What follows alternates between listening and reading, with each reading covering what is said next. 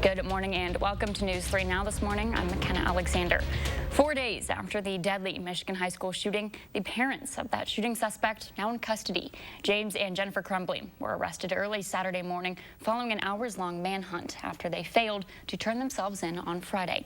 Both are pleading not guilty to 4 counts of involuntary manslaughter. The Saturday morning arraignment happening just hours after the manhunt for the Crumbleys finally came to an end. As seen in this exclusive video, police tracking the couple down overnight and arresting them in a Detroit building. The Oakland County prosecutor saying the couple is criminally negligent. It has affected the entire community, and these 2 individuals could have stopped it, and they had every reason to know that he was dangerous, and they gave him a weapon, and they didn't secure it, and they allowed him free access to it. An Oakland County judge set bond for the Crumbly parents at $500,000 each. If James and Jennifer Crumbly manage to post bond, they must follow several conditions, including turning over all weapons and wearing a GPS tether. After suspending him earlier in the week, CNN now says it has fired anchor Chris Cuomo. The network is investigating his conduct after details emerged about how he assisted his brother, former New York Governor Andrew Cuomo, as the politician faced sexual harassment allegations. CNN hired a law firm for the review, which recommended firing Cuomo. Saturday, he issued a statement on Twitter calling the decision disappointing. As the tensions between the U.S. and Russia rise, President Biden and Russian President Vladimir Putin will speak in a video call Tuesday. Recently, the U.S. has warned Russia of severe consequences if it attempts further military aggression against Ukraine. Russian troops have been building up on the Ukrainian border, which is seen as a sign of potential invasion. Meanwhile, Putin will reportedly express his opposition of Ukraine being admitted to the NATO military alliance. The last known call between the leaders was in July. Wisconsin DHS says the Omicron variant has been detected here in Wisconsin. The infected person is an adult male and is a Milwaukee County resident who recently returned from a trip in South Africa. They were fully vaccinated and had received a booster dose. The person reported mild symptoms and did not need to go to the hospital. Friday, it was reported a dozen people visiting Milwaukee County last weekend tested positive for COVID-19, 5 of them with the Omicron variant. This case is not related to that outbreak. Scientific advisors to the UK government are warning the Omicron variant could lead to a, quote, very large wave of infections. They found that more than half of 22 confirmed cases were in patients who had gotten at least 2 vaccine doses. However, none of the UK's Omicron cases have led to hospitalization or death. So I think we just have to wait, stay calm, observe, and look at particularly the ability of vaccinees' blood or serum to block infection by this new Omicron strain. And that's coming in a week or 2. Vaccine makers racing to tweak their formulas. The man behind the Pfizer vaccine said it won't be quick enough to prevent an Omicron surge. The White House expects nearly 1 million school-aged children to get a COVID-19 vaccine by the end of Wednesday. A Biden administration official says approximately 900,000 children ages 5 through 11 will likely receive their first dose of the Pfizer vaccine. The White House official noted about 700,000 appointments have been made at pharmacies for upcoming days, and about 20,000 vaccination sites for children are already up and running. The administration says it is working with pediatricians, pharmacies, children's hospitals, and other health providers in order to expand its vaccination program. We now know how some of the money from the $1 trillion infrastructure bill will be used here in Wisconsin. The EPA says $143 million is coming to the Badger State for water projects in 2022. That money will go toward upgrading water infrastructure and address challenges like lead in drinking water, as well as other environmental issues that affect underserved communities. Over in Hawaii, the city of Honolulu has been forced to shut down its largest water source in Oahu due to contamination from a Navy well. Petroleum chemicals were detected in the drinking water supply for the joint Pearl Harbor-Hickam Air Force Base, which was shut down last weekend. Now, there's concern that contamination could have spread to the Halawa Shaft, the largest source of potable water on the island of Oahu. The Hawaii Congressional District is demanding that the Navy immediately identify, isolate, and fix the problem. If the Navy does not act fast enough, the U.S. representatives will urge the governor to formally request assistance from the Biden administration. Meanwhile, the Navy is finding temporary lodging for service members and dependents, as well as civilians living in base housing affected by the tainted water. As of now, there's no timetable yet on how long it will take to fix the safety issue with the island's drinking water. Ahead of the anniversary of the Pearl Harbor attack, remaining World War II veterans have flown out to Hawaii to see that memorial. Joy Benedict has the story. The toll of the bell reminds us of the reverence we owe. It was a heartfelt moment etched in patriotism.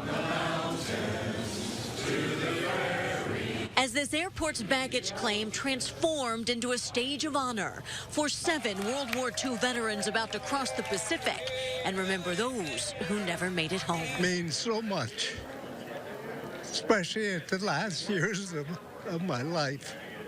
It's just so important. Bryce Jordan was a pilot in the U.S. Army Air Corps. At 97, he is one of dozens of World War II veterans making the trip to Hawaii this weekend for the 80th remembrance ceremony of the bombing of Pearl Harbor. My wife's cousin was on the Arizona, so he's on that plaque on the ship. A sacrifice that isn't lost on these veterans, for service was all they knew. And as the members of the greatest generation get smaller in number every year, these men hope their stories will be retold so that younger Americans never forget. I don't think they're educated in it, is what part of the problem is. A lot of them don't know what led up to World War II and why we were in the war. Most of them haven't had to serve anything, and I always thought that was one of the best things that happened to me. These veterans will spend 4 nights and 5 days there on Oahu, not only going to that ceremony on Tuesday, but seeing the sights. They will return here to the John Wayne Airport in Orange County on Wednesday night. The 80th anniversary is amazing to me. One more memory, one more moment for a generation that won the war and changed the world, but is losing to time. Called it the greatest generation. We went from knowing nothing to knowing so much.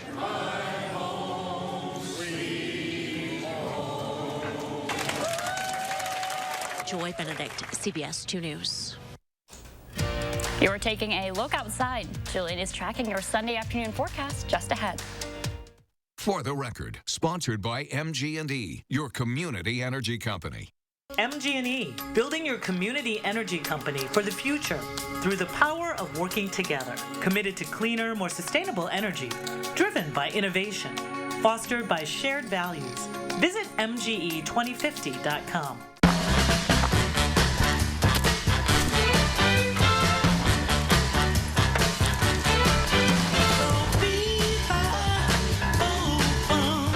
With a Ford F-150 and an available Pro Power onboard generator, you're not just ready, you're holiday ready. Get a Ford F-150 with 0 for 60 and 500 retail bonus cash, plus complimentary maintenance when you sign up for Ford Pass Rewards. See your Ford dealer today. The holidays are doubly important this year, so make your celebrations doubly special with our award-winning cave-aged Maurice cheese. Pick and save. Hey, you're right, we can't stop now. Let's take the special up a level with fresh, never frozen prime beef. Still not special enough? Add some surf to that turf with our sustainably caught seafood. Turn your taste buds up to 11 and have a doubly special holiday with Pick and Save. Fresh for everyone. More than ever, America needs healthcare workers. So if you're ready to answer the call, Herzing University empowers you to earn the skills you need for all kinds of healthcare careers, including programs that can be completed in 10 months. Accredited and transfer-friendly, Herzing provides the personal care and support you need to succeed. We'll even waive your enrollment fee. Your nation needs healthcare workers. Join the movement at Herzing University. Call or click today. MG&E, building your community energy company for the future through the power of working together. Committed to cleaner, more sustainable energy, driven by innovation, fostered by shared values. Visit MGE2050.com. Everyone, we're going to get things rolling for us this morning as we continue throughout. We are looking at what we saw from late morning was that we had a winter storm warning in effect and a winter weather advisory in effect for areas in northern Wisconsin. That's because we were seeing heavy bands of snowfall from Minnesota into upper northern areas of Wisconsin for us, which even brought in some light snowfall to areas just about north of Dane County. But we are still continuing to track and see that we're going to be looking at precipitation to be rolling into southern Wisconsin throughout the course of our afternoon, but then it's going to be dying as we get into the later part of this afternoon. But this is all coming in from this system, which has had the low set up into the northern areas, which is why the northern areas are seeing such heavy bands of snowfall as we continue throughout the course of our Sunday. Now, as we get into the rest of this afternoon, we're going to be seeing that mixture really start to hit around the noon hour, especially as we continue throughout the early part of the afternoon. That's where we're going to start to see just a bit more of that mixture, but start to die down as we continue in throughout the rest of the afternoon hours. Going into tonight, we're looking for quieter conditions, but it will be windy, and those temperatures are going to be taking a nosedive as we head into our Monday. In terms of snowfall accumulations, we're not looking for much here in Dane County, but over towards Juneau, could be seeing about an inch. Now, in terms of what else we could be seeing is really going to be those gusting winds. Looking at around 30 miles per hour gusting winds for Madison and much of southern Wisconsin, as those winds are going to be sticking around throughout the course of our afternoon. Heading in throughout, what we're going to be seeing, that wintry mix starting to end pretty early. And as we get into the later part of this evening, temperatures are still going to be holding firm into those middle 30s for us. And as we take a look at what else we're going to be seeing throughout the course of the week, well, aside from Sunday, we're going to be seeing that nosedive of temperatures, especially as we head into Monday and the overnight hours, where we're looking at a low of 6 degrees. Then we're looking for some minor accumulations heading into our Tuesday, and then for the back end of this week, temperatures will begin to start to improve ever so slightly back into those 30s, but it's definitely going to feel a whole lot like December, especially since we have more snow showers for light snow and even some flurry and mixture conditions that are going to be into our forecast for us over the next few days.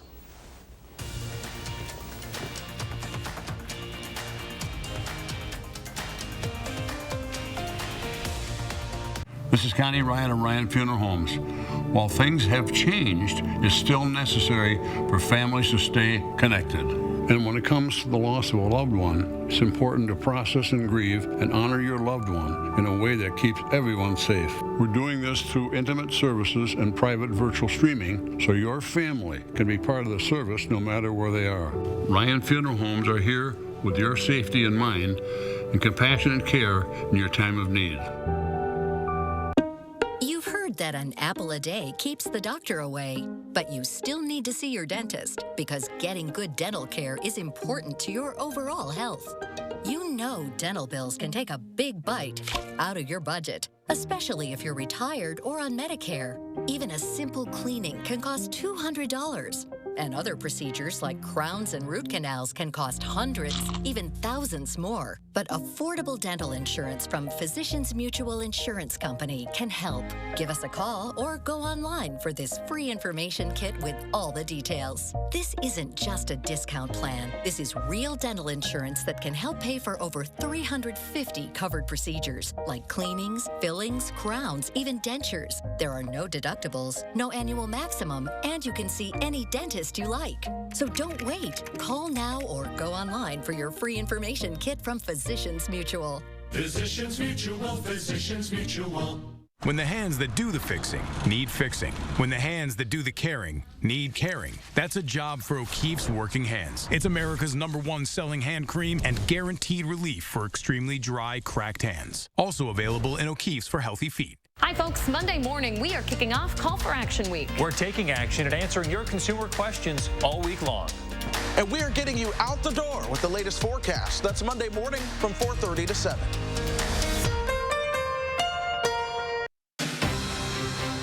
We now present For the Record. Welcome to For the Record. I'm Naomi Coles. In a ruling that could spell Wisconsin's political future for the next 10 years or more, Wisconsin's state Supreme Court ruled Tuesday that they would minimize changes to the state's current election maps. Now, that effectively guarantees a Republican majority in the legislature for years to come. I'm joined by University of Wisconsin Law School Associate Professor Robert Yaglon to explain what all this means. Robert, thanks so much for joining me today. Happy to talk to you. So let's start with the basics. Why is the Supreme Court dictating this to begin with? Well, under the Wisconsin Constitution, the political branches of the state, beginning with the legislature, have the first opportunity to draw new electoral maps every 10 years. But the political branches reached an impasse. The legislature passed a map. It was a map that looked a lot like the current gerrymandered maps. From the start, the governor said that he would veto such a map, and he did. And now, because the legislature hasn't done the job, it falls to the courts, because every decade it is necessary to get a new set of maps as populations change, as circumstances change. The law is that maps should be adapted as well. So when we think about the ruling, what was the rationale for the majority of the justices here explaining that they wouldn't consider political parties when making map decisions? Right. Well, this was a 4-3 decision from the Wisconsin Supreme Court. And what the four justices who embraced a so-called least change approach, one that uses the existing maps as the touchstone, what they said is that because the legislature has primacy in this area, the court should look to the last work that the legislature did on this topic. And that was the maps that they passed 10 years ago. And according to the majority, it is thus appropriate to use those maps as a starting point. Even though those maps are, as Wisconsinites are well aware, quite aggressively gerrymandered. So how far into the future does this kind of decision go? Is it just the next 10 years until the next map cycle, or does it go even longer? Well, the new maps that the court is going to adopt, and the decision that it issued this week, doesn't actually pick a specific map. It just lays out the criteria that the court is now going to use in the coming months to pick a map. The map that the court adopts will be the map, presumptively, for the next decade. And because this is a decision from the Wisconsin Supreme Court, its decision is a precedent-setting decision. And so to the extent that in future decades this matter returns to the Wisconsin Supreme Court, that court, unless it were to overrule this precedent, would similarly presumably take a least change approach. So is there any chance that a higher court steps in, that it gets appealed, that we eventually are talking about federal courts here? Well, there are really just two ways that you might have federal court involvement.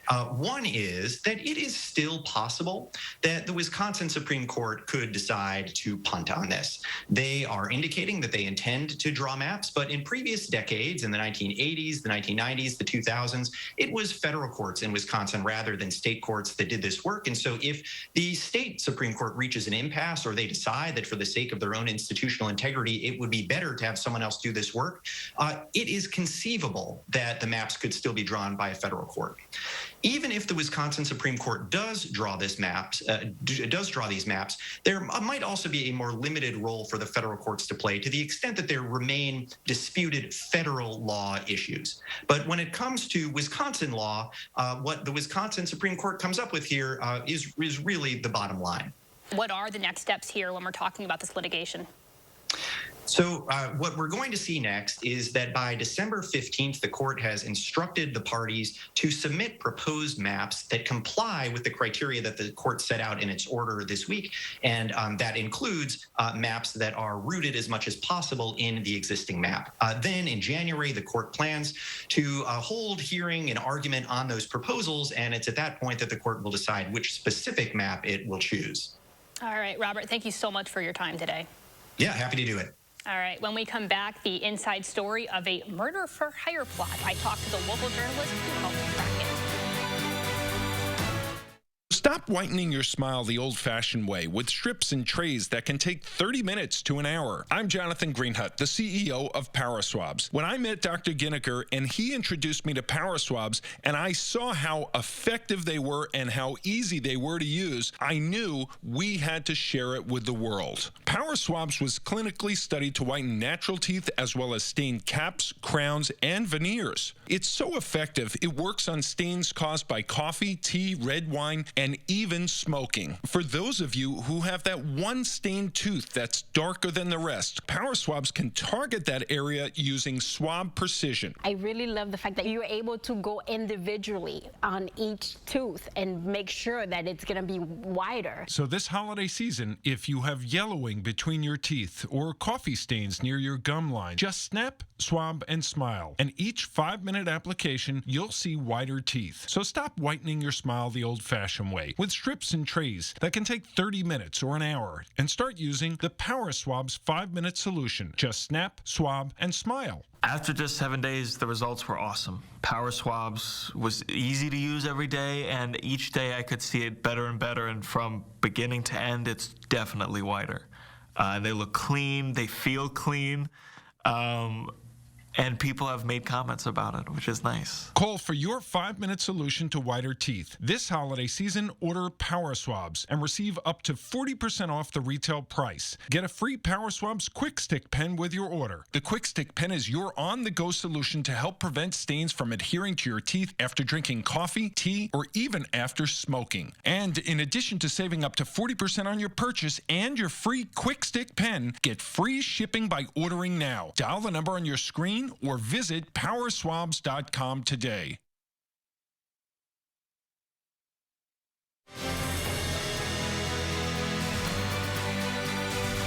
Welcome back to For the Record. A murder-for-hire federal court case rocked Dane County and made national headlines earlier this year. A woman has since been convicted and sentenced for paying Bitcoin to hire someone on the dark web to kill her ex-husband, then in Sun Prairie. Now, we knew then that it was journalists that uncovered the plot. Court filings later said it was the BBC and a local reporter. Now, a brief note here, the BBC is no longer involved with this project.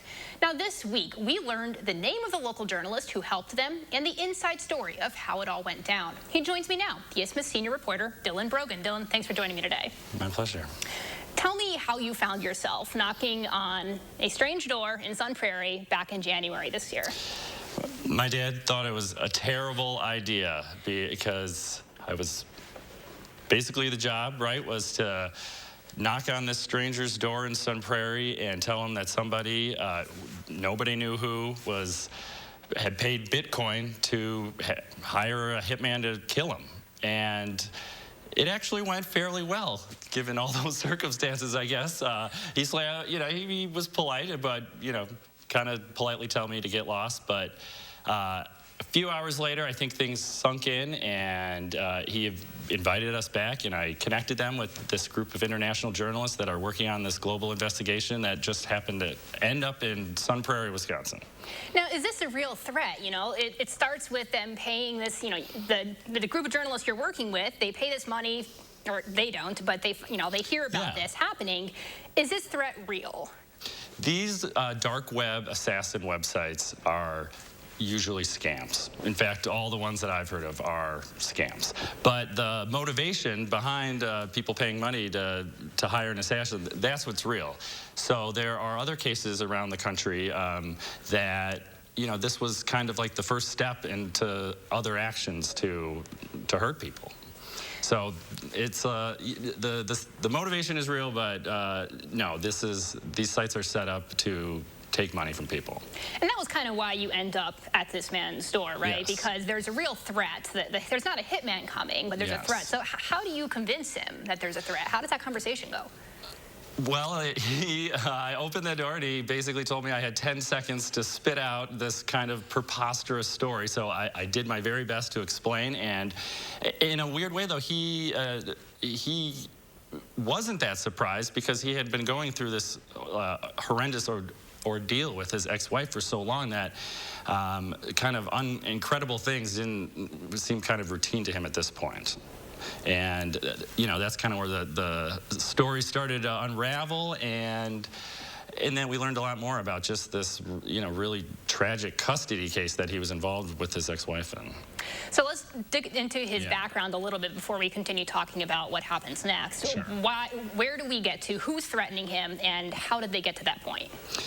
Well, all we knew, and this was what I was hired to do as a freelancer, was to contact this person. All we knew is that an individual who turned out to be Kelly Harper, we didn't know that at the time, had twice tried to pay Bitcoin money to hire this assassin and had provided his personal details, where he lived, his license plate number, things like, so you could find him.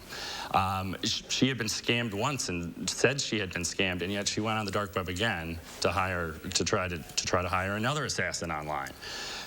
So once Travis, sort of the shock of it, and his name is Travis Harper, once the shock of that initial conversation and things started to sink in, I think he did want to learn more. And the journalists I was working for, I was able to connect with them and Travis via Zoom, and they sort of walked him through the whole thing. And then we called the Sun Prairie Police, and that's sort of where the next chapter of this all began.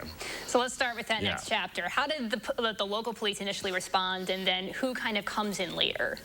Well, the Sun Prairie Police arrive, and this is just what Travis told me at the time. You know, they kind of listened to this story and got our contact info. They weren't there for very long, and they pulled Travis aside, and what he told me later was that, you know, he thought that I was there to scam him, and that, you know, maybe consider that possibility. But I wasn't, and the FBI was contacted the next morning by someone close to Travis, and the Sun Prairie Police then began cooperating, and the FBI took this extremely seriously, and 6 weeks later, his ex was arrested, and she was sentenced in October or end of September to basically 6 years in prison.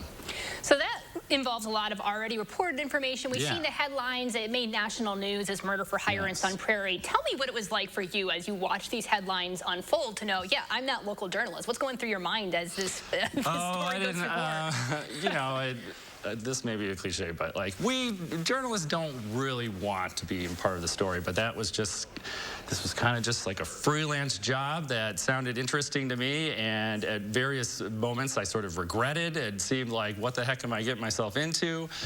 You know, one thing that's not in the story was, like, you know, it took a few times of me trying to find him in his house when he was home.